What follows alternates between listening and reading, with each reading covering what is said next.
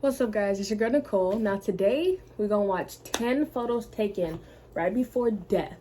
Twisted Tens #1 by Rob Gavigan.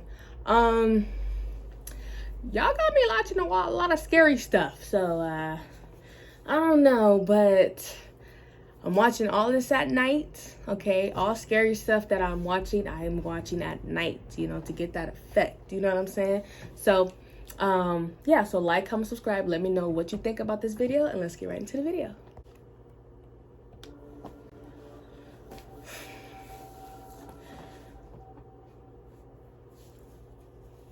Photography is incredible. The ability to visually capture a single moment so you can look back on it forever.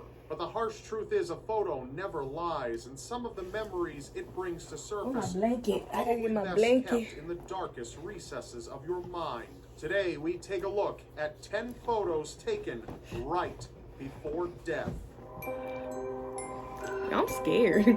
Y'all probably got the lights on watching this.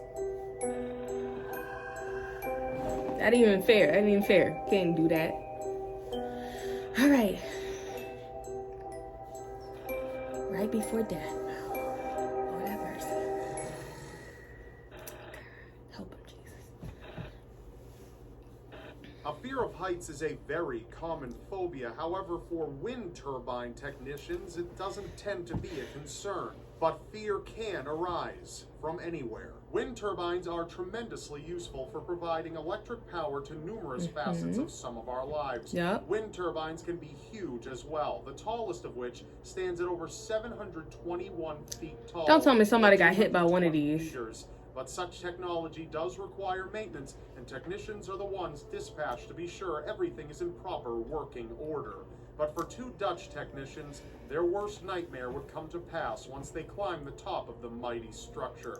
This photo was taken showing the two technicians embracing one another after the turbine caught fire and quickly engulfed into a fiery blaze. One of the technicians jumped off the edge to avoid burning alive, while the other tried to take his chances getting back down through the inside.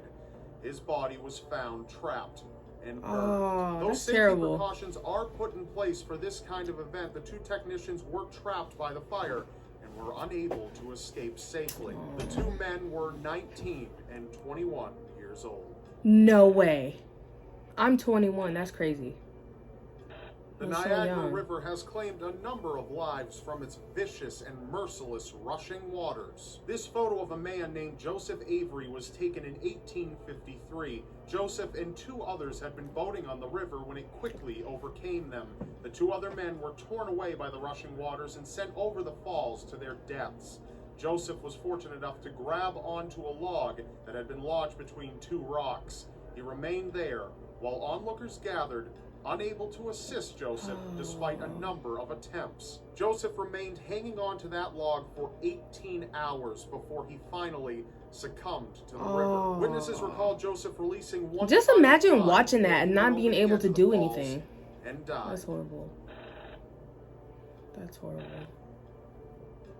Free running, sometimes also known as parkour, is a very impressive looking art. But the more impressive it gets, the more dangerous it tends to be. Pavel Kashin was a popular and talented free runner who would leave many people's jaws dropped in disbelief at some of the things he was able to accomplish. But unfortunately for Pavel, sometimes ability can't outdo luck. Right. This photo was taken while Pavel performed his final stunt ever.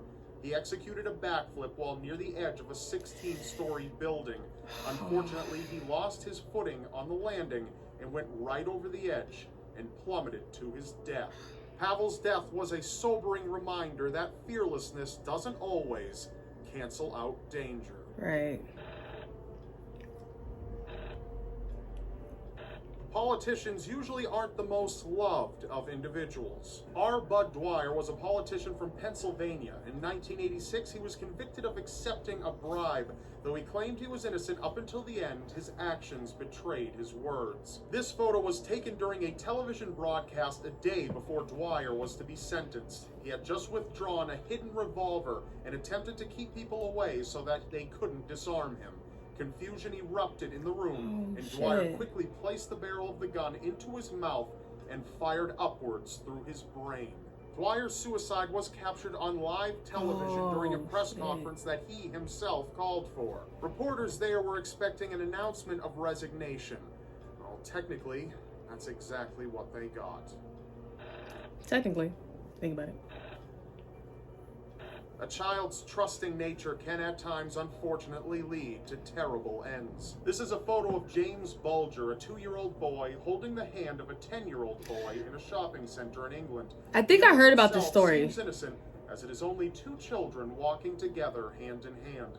However, the boy leading him was in partnership with another 10-year-old Yeah, I think I heard boy. about this story. Both of the boys not only abducted James, but tortured and killed him. That's crazy. This was the last photo taken of James by a surveillance camera right before his agonizing final moments. Oh, the 2 boys were held in custody until they reached adulthood, and then they were both released with new identities. Wow. Bombings New are identities. so prevalent in modern terrorism because they not only kill and injure many people all at once, but the suddenness and unpredictability of it all frightens many, many more people. This is a photo taken of a man and a young girl, presumably his daughter, standing together in a popular shopping area. A nice picture at first glance, but when you realize that the red car beside them was a stolen vehicle, things begin to take a turn for the worst. The car was loaded with a fertilizer-based explosive and was detonated moments after the photo was taken. Over 300 people were injured in the blast and 29 were killed. The man and young girl were both fortunately spared from the explosion, but the photographer died. His camera was found in the rubble. The attack was executed by the real Irish Republican Army. They later apologized for their actions. That apology, out of here. It goes without saying that being involved in the drug trade can be very bad for your health, even if you're not using. Carl Williams was a drug lord in Australia responsible for the deaths of a number of people. For these things, he went to prison like many in the industry do. This photo was taken of a fellow inmate approaching Carl from behind when he was reading a newspaper. His life was brought to an end when the inmate, with the help of a part of an exercise bike, beat Carl to death immediately after this photo was taken. It was believed that Carl was aiding. This is kind of creepy if you think about it, like high-profile drug traffickers before his brutal demise. This is kind of creepy, yeah. When in a position of power, it is very likely that many, many people might want you dead, but few are actually willing to see to it. Right. Reynaldo Dagsa, a Filipino politician, unfortunately encountered one of those few. This photo was taken by Reynaldo. He had his family assemble so he could get a nice family photo on New Year's Day in 2011.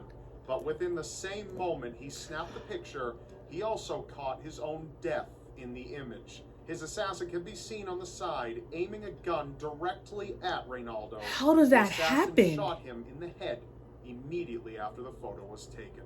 The politician's killer was discovered to have been a robber who was recently released from prison. How does that happen? He was right there. Natural disasters can occur within an instant, but are unique in that there is no one to blame when loved ones' lives are snuffed out in an instant. Some people aren't so fortunate to either escape or be killed outright. One girl named Omaira Sanchez was a victim to a severe volcanic eruption in Colombia.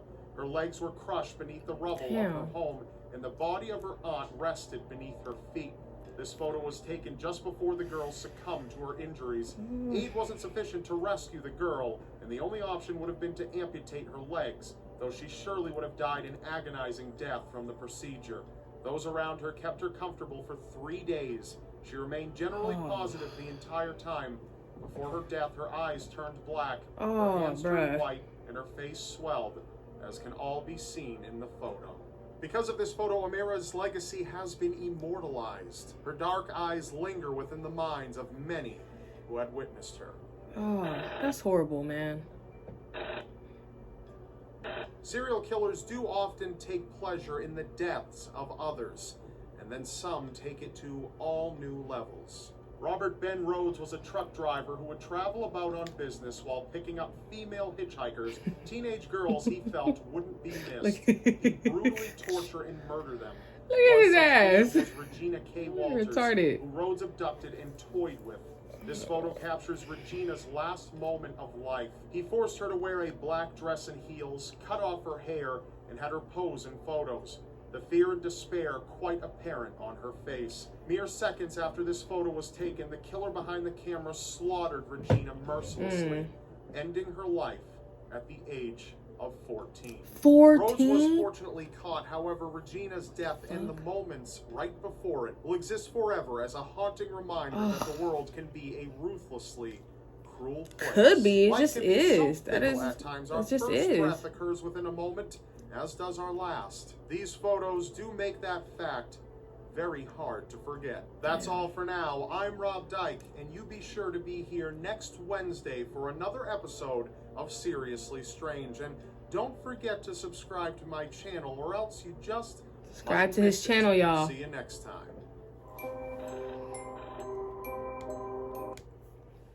All right, y'all. That was the end of the video. That was a pretty good video.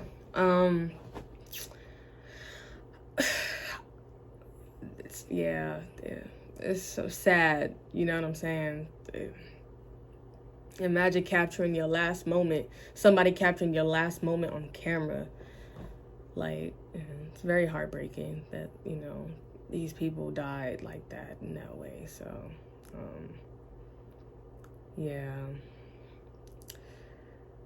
especially that one story about that little boy. I heard about that long time ago. I don't know. Just keep y'all kids close to y'all. Like, keep y'all don't know. And these are little kids that are doing it. And then they grow up and they can just change their identities and start over. You know what I'm saying? But that guilt's never going to leave them. That's with them forever. They know exactly what they did. You know what I'm saying? So it's just a sad case. So make sure you guys take care of your family. Give them their flowers. All of that. You don't never know when it's somebody's last day. You never know. Be perfectly healthy and just be gone like that. So make sure you guys give your family, your friends, tell them you love them as much as you can. You know what I'm saying? Do what you can for them. Call them. You know what I'm saying? And yeah, you know, just take care of each other. But that was a good video, y'all. So like, comment, subscribe. Let me know what you guys want me to react to next, and I'll see you in the next video. Peace.